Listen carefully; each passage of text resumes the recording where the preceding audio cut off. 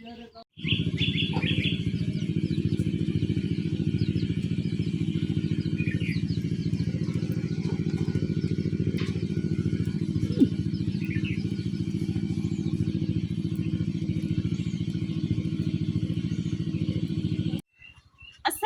আলাইকুম ওয়া রাহমাতুল্লাহি ওয়া বারাকাতুহু।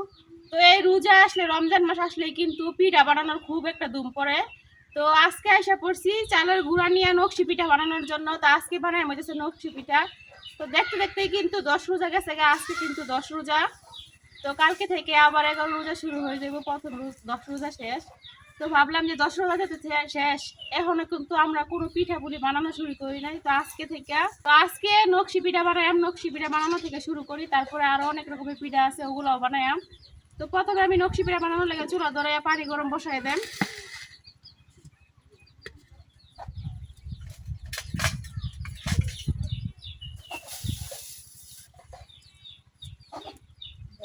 চুলা ধরানো হয়ে গেছে, এখন আমি পানি গরম করার লেগে পাতিলে বসে দিতেছি।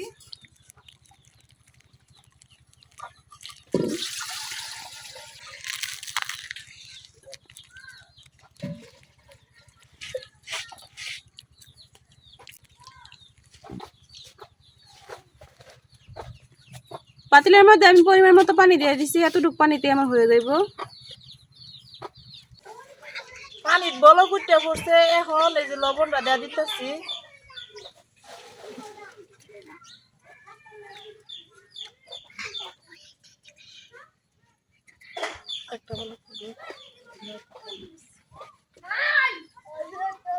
লবণ দেওয়ার পরে আরেকটা বল কুড়াইতে হইব, বল কুড়ায় তারপরে গুঁড়া দিতে হইব। তো এই পিঠাতে কিন্তু আমরা লবণ দেয়, অনেকে লবণ দেয় না, আর আমরা লবণ ছাড়া খাইতে পারি না। পানিতে খুব ভালোভাবে বলক এসে পড়ছে, এখন আমি চালের গুঁড়া দিয়ে দেয় আর বাবি লাগা দিব।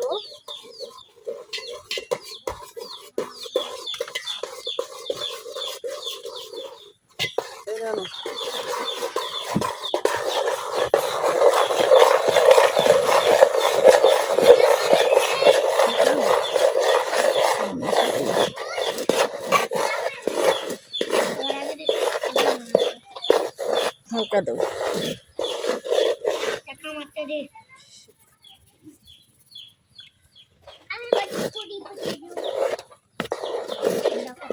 আগুন দিলে লাও।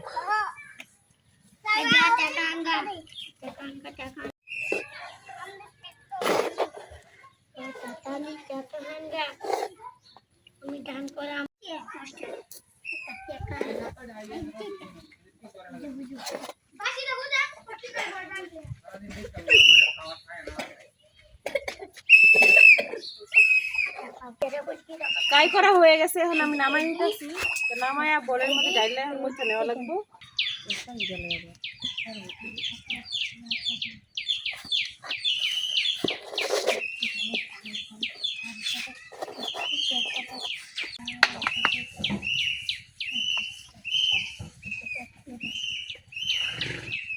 অর্ধেক গুঁড়া কাই করা হয়েছে, আর অর্ধেক গুঁড়া হয়ে গেছে, এখন আমি আবার পানি বসাই দিতেছি।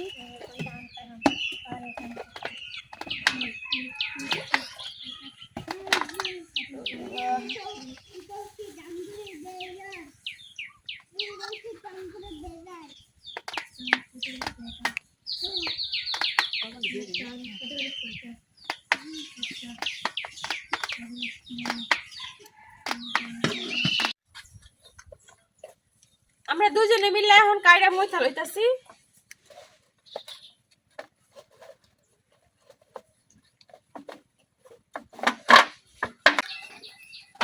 কাই মাপা শেষ হয়ে গেছে, এখন রুটি বানানো শুরু করাম। এই কাইটা কিন্তু একটা গামছা ভিজায়া কিংবা একটা কাপড় ভিজায়া কাইটা ডাইকা রাখা লাগবে, নাইলে কিন্তু উপর দিয়ে একেবারে শক্ত হয়ে যাবে।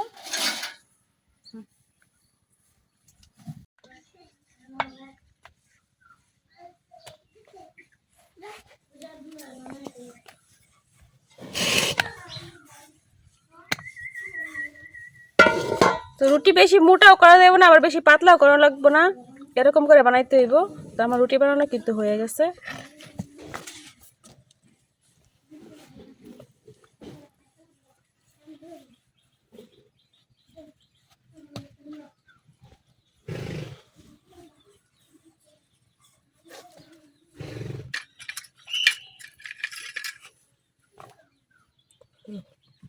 এটা গুড়া কে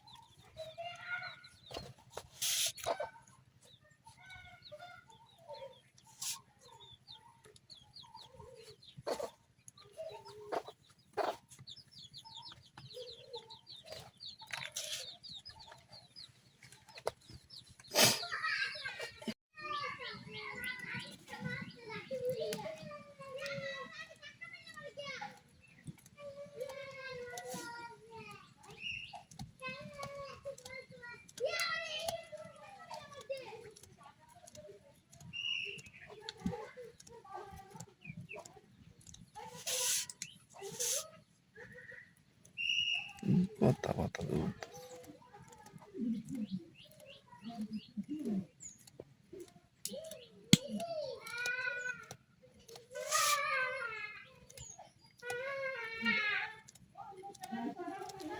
তো প্রত্যেকটা পিঠাই কিন্তু আমি এভাবে বানাই লইয়াম। এক একটা পিঠার ডিজাইন কিন্তু এক এক রকম হইতেছে।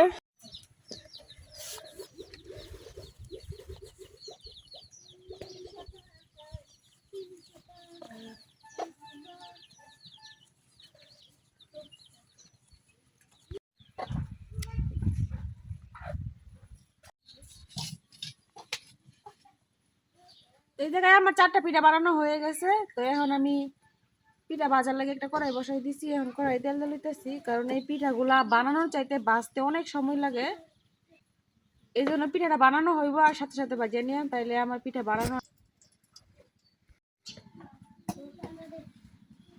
এই পিঠাগুলা কিন্তু একেবারে ডুবা তেলে ভাজতে হয়, এই জন্য আমি বেশি করে তেল দিয়ে দিছি, পুরো 1 লিটার তেল ঢেলে দিছি। তেল গরম হয়ে গেছে, এখন আমি একটা একটা পিঠা দিয়ে দেম তেলের মধ্যে।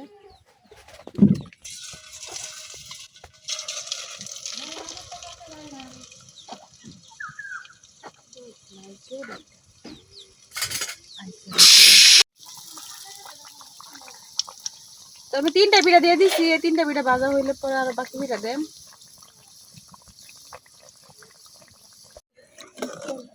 পিঠাগুলা কিন্তু আমি উল্টা পাল্টে খুব ভালোভাবে ভাজে লইছি। ভাজা কিন্তু হয়ে গেছে। এখন সবগুলো পিঠা আমি উঠাই রাখি একেবারে।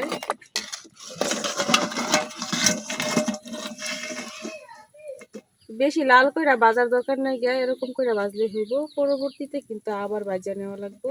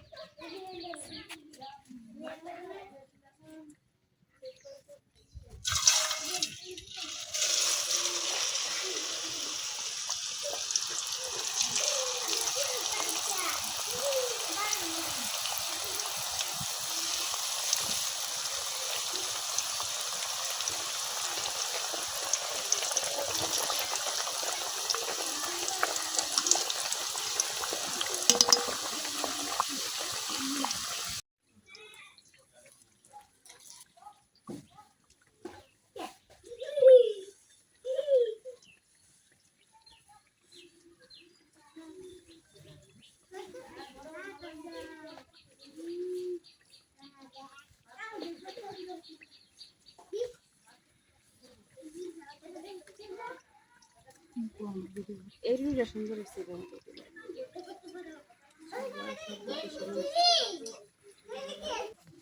ভাবি নিয়ে এতদিন থেকে পিঠা বানাই, ভাবি এখনো ভালোভাবে রুটি বানাইতে পারে না, রুটি উঁচা নিচে হয়ে যায়।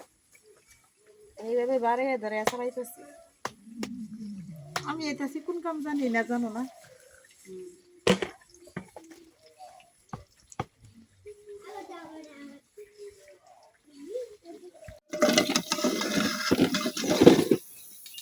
আগুন বেশি দেওয়ার কারণে এই পিঠাগুলো একবার বেশি লাল হয়ে গেছে। তো এতটা লাল করার কিন্তু দরকার নাই, আগে যে পিঠাগুলো উঠাইছিলাম ওরকম হলেই চলবো।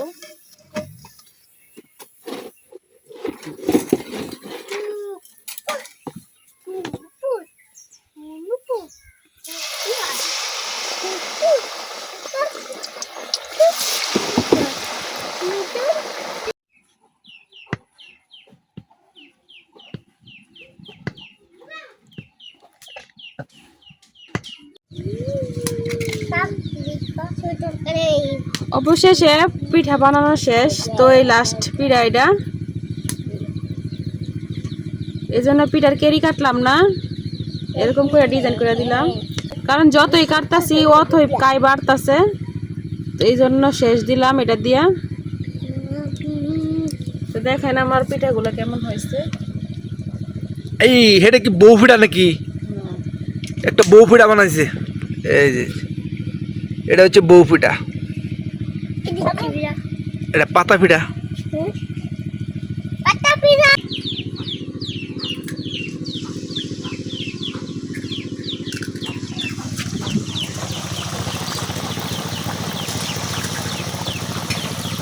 এই পিঠাগুলা বাজে কিন্তু শেষ।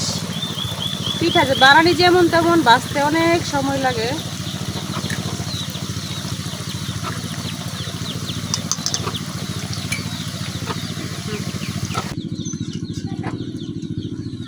শেষ পেশের পিঠাগুলো কিন্তু হয়ে গেছে, এই যে একেবারে হয়ে গেছে। এখন আমি উঠাই গেছে।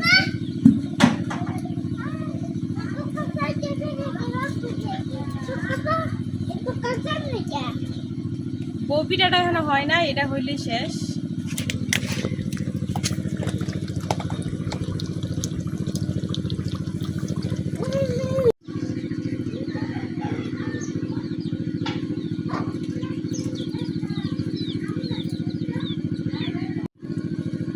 আজকের জন্য আমার নকশি পিঠা বানানো শেষ। তো দেখেন আমার ডিজাইনগুলো কেমন হয়েছে। তো প্রত্যেকটা ডিজাইনই কিন্তু একেবারে আলাদা আলাদা। তো কিছু কিছু পিঠা বেশি ভাজা হয়ে গেছে, তাতে কোনো সমস্যা নাই। আর পিঠাগুলো তো আজকেই কিন্তু গুঁড়ে দেওয়া যাইব না, 3-4 দিন পরে গুঁড়ে দেওয়া লাগবো। আজকে যদি শিরার মধ্যে দেই তাহলে কিন্তু পিঠার ভিতরে একদমই শিরা ঢুকতো না। এই জন্য কিছুদিন পরে শিরার ভিতরে দেওয়া লাগবো, দিলে তারপরে গিয়া শিরাটা ভিতরে ঢুকবো। তো যখন পিঠাটা শিরার দিতে হইব তখন কিন্তু আবার পিঠাটা তেলে হালকা ভাজা তারপরে শিরার মধ্যে দিতে হইব, গুড়ের শিরার মধ্যে। তো এগুলা যেহেতু ঈদের জন্য বানাইছি, তো ঈদের দিন কিংবা ঈদের আগের দিন শিরার মধ্যে দেম, তখন অন্যদিন দেখাইলাম আপনাদেরকে। আজকে পিঠা বানানো দেখাইলাম, ভাজা দেখাইলাম। তো আমার পিঠা ডিজাইনগুলো কেমন হয়েছে অবশ্যই কমেন্টে জানাইবেন। আজকের ভিডিও পর্যন্তই। সবাই ভালো থাকবেন, সুস্থ থাকবেন। আল্লাহ হাফেজ।